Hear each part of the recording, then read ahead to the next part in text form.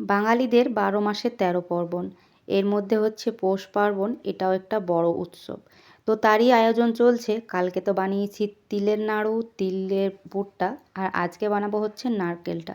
এখন দুপুরের রান্নাবান্না সমস্ত কমপ্লিট করে নিয়েছি, আর এখন এই তো নারকেলটাই কোড়াতে বসেছিলাম। নারকেল কোড়ানো কমপ্লিট করা হয়ে গেছে, আর এদিকে দুপুরের রান্না বলতে আজকে করেছি সয়াবিন আলুর তরকারি আর ডাল ভাত, আর সাথে করব হচ্ছে পাঁপড় ভাজা। তার জন্য গরম গরম করার জন্য আর কি রেখে দিয়েছিলাম। আর এই পাশে বসিয়ে দিয়েছি নারকেলটা আর কি পাক দিতে গুড় দিয়ে।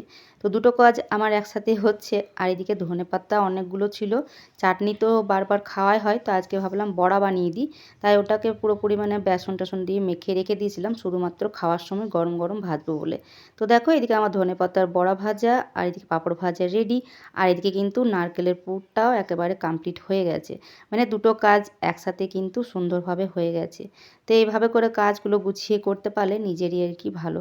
যতক্ষণে বর স্নান করছিল ততক্ষণে আমার এই সমস্ত কাজগুলো কমপ্লিট হয়ে গেল। এখন চলো দুপুরের খাওয়া দাওয়াটা কমপ্লিট করে নেব।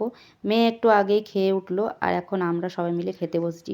সবার প্রথমে আমি একটু বড়াটাই টেস্ট করে দেখছি, বড়াটা কিন্তু খেতে দারুণ হয়েছিল।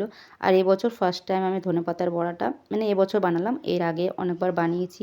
যাই হোক, মুদিখানা অনেকগুলো জিনিস নিয়ে এসেছিলো, তো সেগুলোর মধ্যে আমার গুড়টা তো বিশেষ করে লাগতো, তো গুড়টা আনলো বলে তারপর হচ্ছে নারকেল নাড়ুটা বসিয়েছিলাম। আর বাদবাকি যে জিনিসগুলো রয়েছে সেগুলোই এখন গুছিয়ে নিচ্ছি। দুপুরের খাওয়া দাওয়া, বাসন ধোয়া এই সমস্ত কমপ্লিট করতে না 3:30 বেজে গেল আজকে।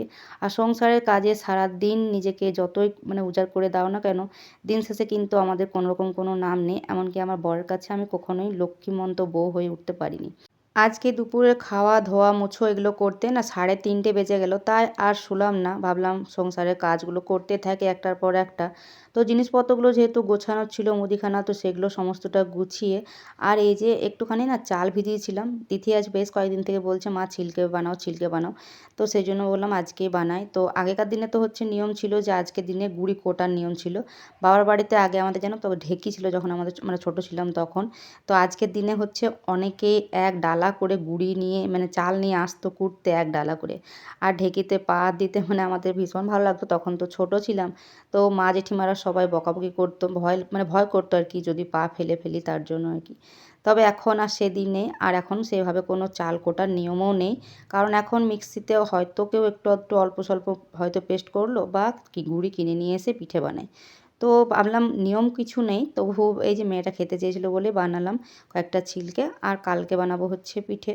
তো যাই হোক, ছিলকেগুলো এই যে দেখো সব একটা একটা করে ভালো মতো ভেজে নিয়েছি। তো মিনি ব্লগটা কেমন লাগলো অবশ্যই কিন্তু কমেন্ট করে জানিও।